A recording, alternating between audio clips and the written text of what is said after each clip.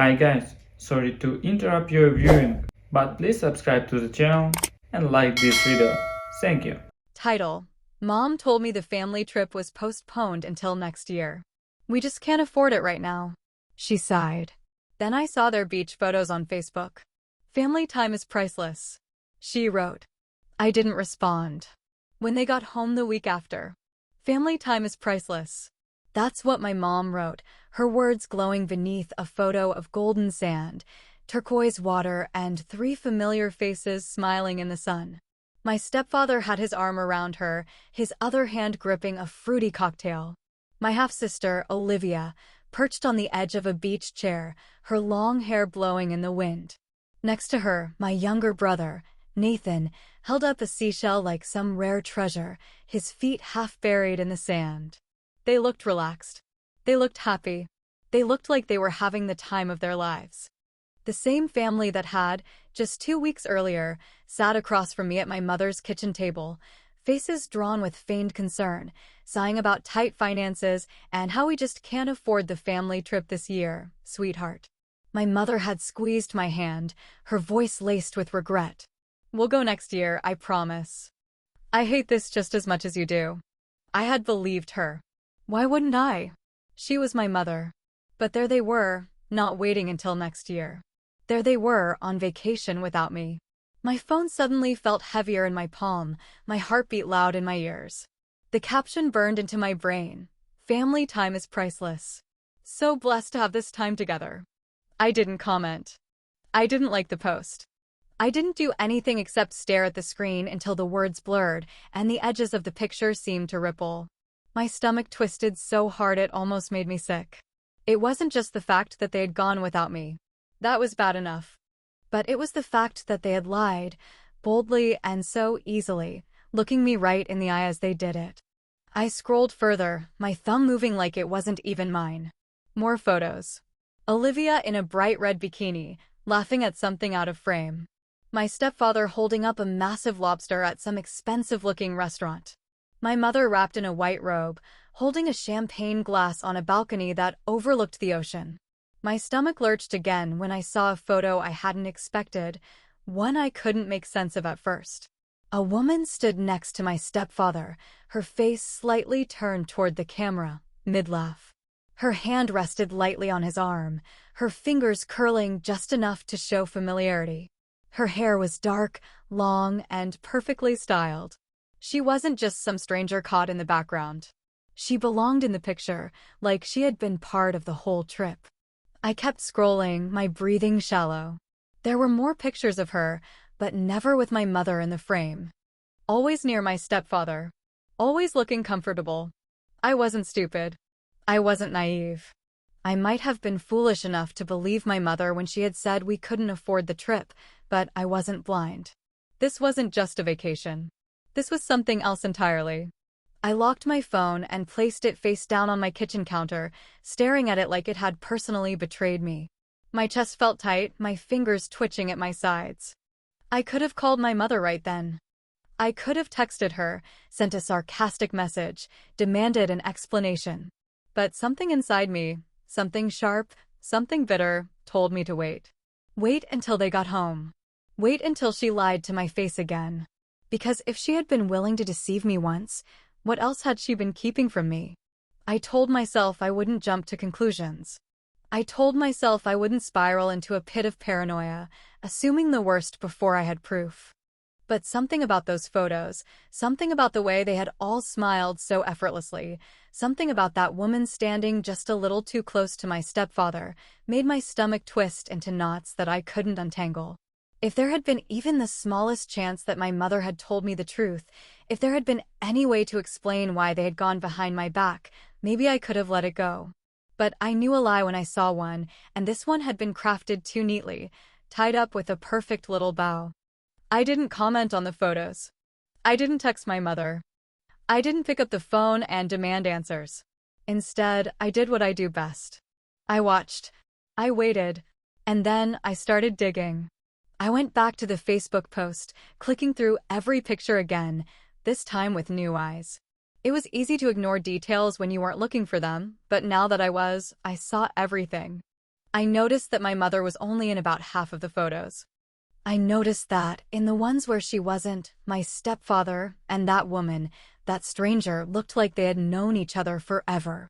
I noticed the way his body turned slightly toward her, the way her hand landed so naturally on his wrist, the way they laughed with their heads thrown back in a way that felt too comfortable, too familiar, too wrong. My hands felt cold as I clicked through more of my stepfather's photos, ones that weren't tagged with my mother. My stomach clenched when I saw it. Another album, but this one was private.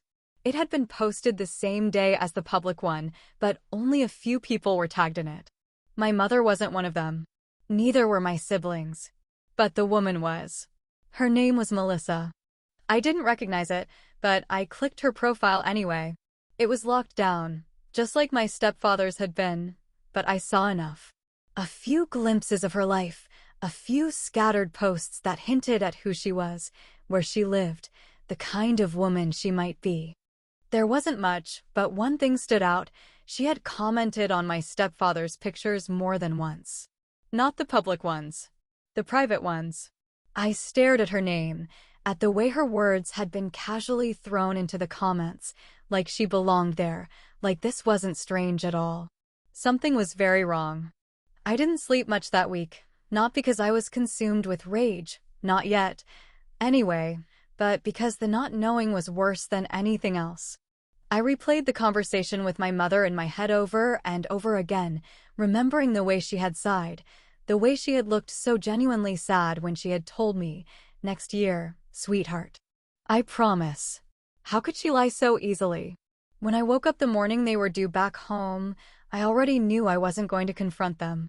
Not yet. That would be too easy, too predictable. Instead, I would play along. I would let them believe I was still in the dark, still oblivious to the deception. And then, when the time was right, I would make sure they felt every ounce of the betrayal they had inflicted on me. When I arrived at my mother's house that afternoon, the house looked the same as it always did, warm, inviting, a place where family gathered and memories were made. But now it felt different. It felt like a stage, like a carefully constructed scene in a play where I already knew the ending. My mother opened the door, her face lighting up like she hadn't just spent a week lying to me.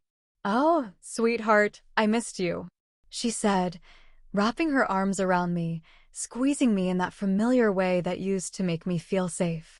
I let her hold me for a moment longer than I should have, inhaling the scent of salt and sunscreen still lingering on her clothes. "How was your week?"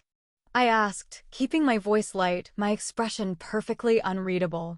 She pulled back, brushing a strand of hair behind her ear. "Oh, nothing special. Just work, you know how it is. Busy. I stared at her, waiting for even the slightest flicker of guilt to cross her face. But it didn't. She didn't flinch, didn't hesitate, didn't even blink. She was so used to lying to me that it came naturally. I smiled, but it wasn't the kind I usually gave her. This one was different. Sharper. Calculated. I could feel my pulse pounding in my ears, but I kept my expression smooth, my voice steady. "Yeah," I said, nodding slowly.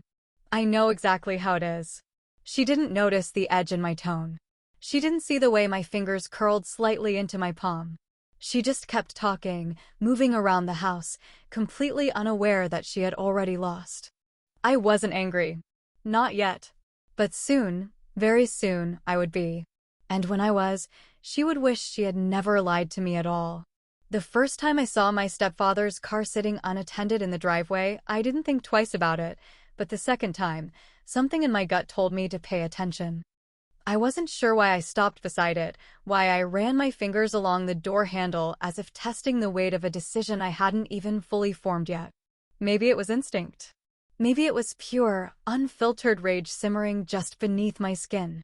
Or maybe, just maybe, it was the simple fact that I knew they were lying to me, and I had reached my limit. The car wasn't locked, which wasn't surprising since my stepfather had never been the careful type. He always assumed things would be exactly where he left them, untouched and undisturbed, because in his world, everything existed solely for his convenience. But today, that mistake was about to cost him. I slid into the driver's seat, my breath steady even though my hands were slightly shaking. I knew I didn't have much time, and I had no intention of wasting it.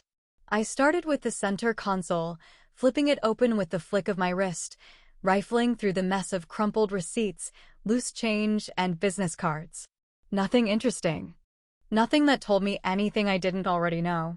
But then I checked the glove compartment. And that was where I found it. A thick envelope, the kind banks use when they hand you something important, the kind people shove into their cars when they're in a hurry, thinking they'll deal with it later. I pulled it out, my pulse suddenly a little too loud in my ears. When I flipped it open, the first thing I saw was a charge for a $10,000 transaction at the hotel they had stayed at. My breath hitched slightly as I scanned the rest of the charges, my brain processing the numbers faster than my emotions could catch up. Spa treatments, private dinners, resort excursions. The kind of luxuries my mother had never indulged in before. But it wasn't just the money that caught my attention, it was the name. Because there, right beneath my stepfather's own signature, was the name Melissa Carter. I blinked, staring at the words as if they might change if I looked hard enough. But they didn't. The letters stayed the same, bold and clear and damning. It wasn't a mistake. It wasn't some fluke. It was exactly what I thought it was. This hadn't just been a family trip. I swallowed hard, a strange numbness settling into my chest as I carefully slid the papers back into the envelope and placed them exactly as I had found them. There was no need to take them, not yet anyway. I had what I needed. I had the truth. For the next few days, I said nothing. I acted normal, casual, just like they had when they came back from their perfect little vacation. But underneath the surface, something inside me had shifted, something dark and sharp and dangerous. I started small, planting seeds of doubt in my mother's mind, watching as the cracks in her perfect little life began to form. It began with offhand comments, things that seemed harmless, but held just enough weight to make her think. I mentioned a hotel name in passing, watching as she hesitated before answering. I asked if she had heard about the new fraud schemes going around, throwing in a story about stolen credit card charges just to see her reaction. I brought up travel scams, expensive mistakes people make while booking vacations, then casually asked if my stepfather had booked everything himself or if she had helped. She started looking at him differently. She started noticing things. Then I took it further. I accidentally left a tab open on her laptop, an article about infidelity and financial deceit, making sure she saw it before quickly closing it as if I hadn't meant to. I made an offhand remark about seeing someone who looked just like my stepfather at the airport when I had been running errands that week. I watched as her expression tightened, as she asked one too many questions, as the first real hints of doubt crept into her voice. Then, the final touch, one last little push to send her over the edge. At dinner one night, I mentioned Melissa's name. Not directly, not in an obvious way. Just a casual drop, a little test, a small grenade lobbed into the middle of their perfect little world. "Do you know anyone named Melissa Carter?" I asked, sipping my wine, watching as my stepfather froze for half a second too long. My mother turned to look at him, her brow furrowing slightly, a question already forming in her eyes. My stepfather recovered quickly, laughing it off, shaking his head, saying no, of course not, he didn't know anyone by that name. But I saw it. I saw it. That moment of hesitation, that brief flicker of fear. And so did my mother. The cracks had officially become fault lines. She didn't say anything that night. Not at dinner. Not when they kissed goodnight. Not even when she crawled into bed beside him. But I knew. I knew. She was starting to wonder. She was starting to doubt. And once that doubt took root, it wouldn't stop growing. I just had to sit back and watch it spread. The first message was simple, short enough to make him panic, but vague enough that it could mean anything if he tried hard enough to explain it away. I waited until he was in the living room, sitting comfortably on the couch with my mother just a few feet away, scrolling through her phone without a care in the world. Then, without hesitation, I pulled out my own phone and typed the words carefully, making sure they sounded just right before pressing send. "Last weekend was unforgettable. When can we do it again?" I watched him closely, my fingers resting casually against my chin, pretending to be invested in the television. His phone vibrated against the armrest, the screen lighting up just enough for me to catch the way his face immediately lost color the second he saw the message.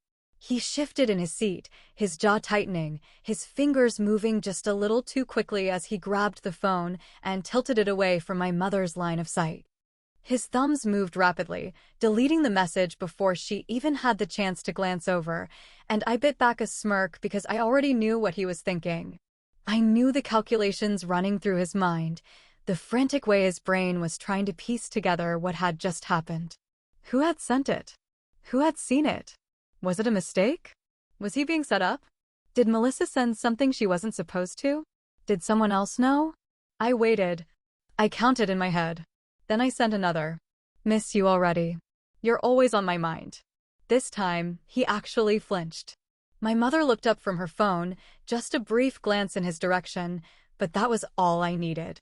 She noticed it, the small but undeniable change in his posture, the stiffness in his shoulders, the nervous way he shifted as if suddenly uncomfortable in his own skin. She didn't say anything, not yet, but she was watching now. She was paying attention. I let an hour pass, let him sit in his own panic, let him stew in the tension that had begun to build. Then, when I was certain his guard was up and his nerves were shot, I went for the next move. The resort receipt. I had taken it from his car days ago, folded it neatly into my purse, and waited for the right moment to strike. Now, as my mother was setting the table for dinner, humming softly to herself as if her world wasn't on the verge of imploding, I reached into my bag and pulled it out. "Hey, Mom," I said casually, walking over with the paper in hand. "I think this must have fallen out of your suitcase or something." It was in the back seat of the car. I held it out, giving her just enough time to take it before I turned away, keeping my expression carefully neutral. I didn't have to look at her to know the exact moment she saw the name at the top of the receipt, didn't have to face her to know when the realization hit. I heard the sudden silence, the way the hum of her voice died instantly, the way the paper crinkled slightly in her fingers as she gripped it tighter, her breathing growing more uneven with each passing second. A full 5 seconds passed before she spoke, her voice low, strained, laced with something sharp. "Who the hell is Melissa Carter?" I turned back just in time to see my stepfather freeze, his fork stopping halfway to his mouth, his face draining of the little color it had left. He didn't answer immediately, didn't even try to come up with a quick lie, because there was no getting out of this one. The evidence was right there in her hands, black and white, undeniable. I watched as my mother's gaze flicked between the paper and his face, anger slowly replacing confusion. Her knuckles turned white around the edges of the receipt, her lips pressing together so tightly they nearly disappeared. "Well?" she demanded, her voice louder now, the tension in the room growing thick enough to suffocate the both of them. He opened his mouth, but nothing came out. Nothing except guilt. It wasn't the kind of guilt that came from being wrongly accused. It wasn't the kind of guilt that stemmed from an honest mistake or a misunderstanding. It was the kind of guilt that came from knowing he was caught. My mother didn't wait for an excuse, didn't give him the chance to stammer out some pathetic denial.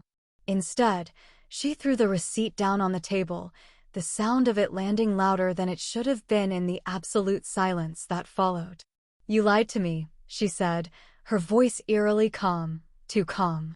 He tried to say something, some desperate attempt at damage control, but she wasn't listening. She was already out of her chair, already storming toward their bedroom, already shoving drawers open and pulling clothes out in a frenzy that told me everything I needed to know. She wasn't just angry. She was done. I stood there, watching it all unfold, my heart steady, my hands relaxed, my satisfaction settling in like a warm, comforting blanket. This wasn't just revenge. This was justice. This was what happened when people thought they could lie without consequence, when they believed they could treat others as if they were disposable, as if their actions wouldn't eventually come back to burn them. I had given her the match. And now I was watching the fire spread. But I wasn't finished. Not yet. Because I had one more card to play. I had spent the past week watching the cracks in their perfect little world spread wider and deeper, splintering into something ugly, something irreversible, something they could no longer ignore.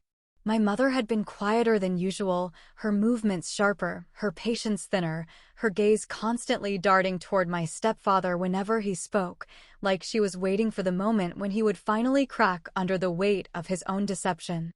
My stepfather, on the other hand, had been a nervous wreck, jumping every time his phone buzzed, keeping his voice just a little too controlled, acting as if everything was perfectly fine when it was so obviously not. But this wasn't enough for me. I wasn't satisfied with suspicion. I wasn't interested in letting this unravel slowly, letting them fester in their own dysfunction until the inevitable explosion happened on its own. I wanted the final blow. I wanted the moment where the truth wouldn't just be suspected but proven, undeniable, inescapable. And so, I did what needed to be done. I created an anonymous email account, something untraceable, something impersonal, something that wouldn't lead back to me if anyone decided to investigate.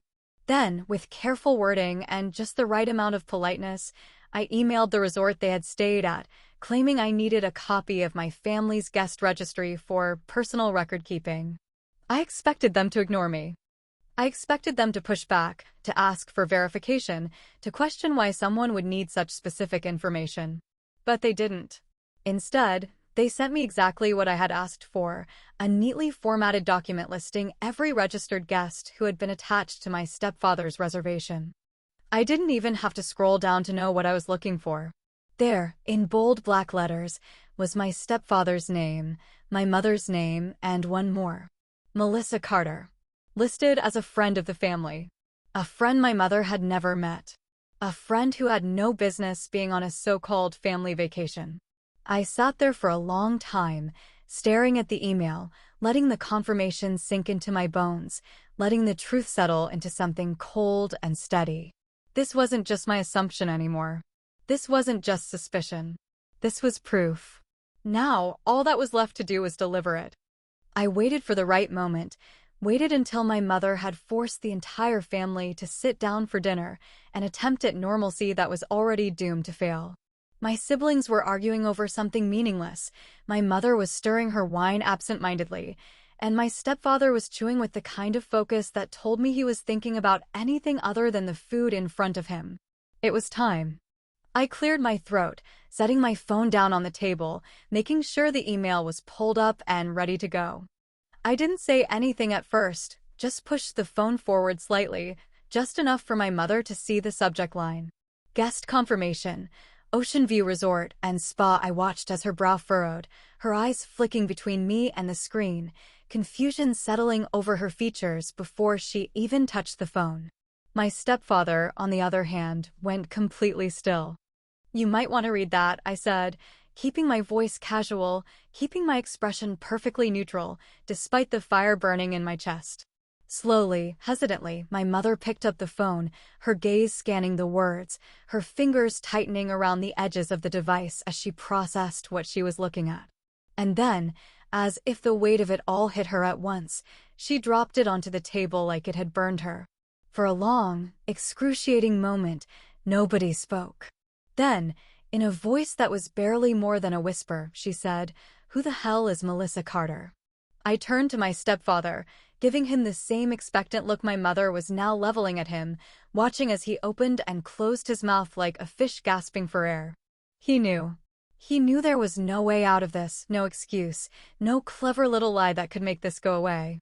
My siblings were looking between them now, their faces shifting from confusion to concern to something that almost looked like fear. My stepfather started, but my mother wasn't having it. "Don't," she snapped, her voice shaking, her hands gripping the edge of the table so tightly her knuckles turned white. "Don't you dare lie to me again."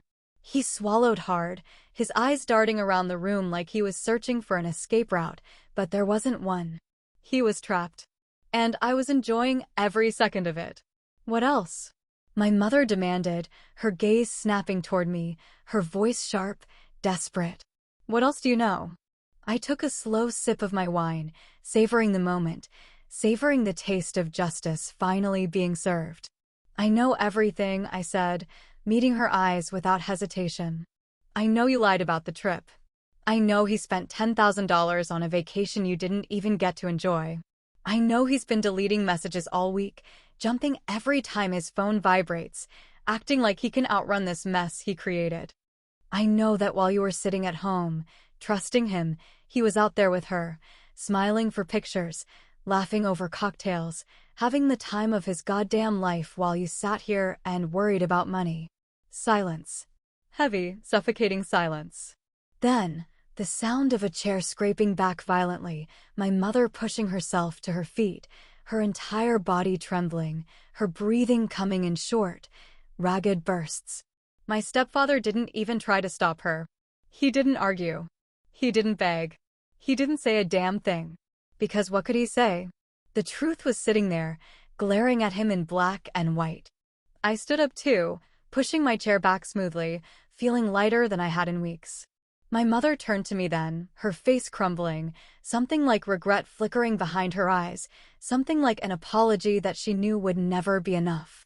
"Rebecca," she started, her voice uneven, broken. But I was already shaking my head, already grabbing my purse, already stepping away from the table, away from the mess I had uncovered, away from the family that had chosen to exclude me, to deceive me, to make me believe I wasn't worth telling the truth to. I looked at my mother one last time, and then I said the words I had been waiting to say since the moment I saw that first godforsaken Facebook post. Family time is priceless? I echoed, my lips curving into a smirk. You're damn right. That's why I'm choosing to spend mine elsewhere. And with that, I walked out the door,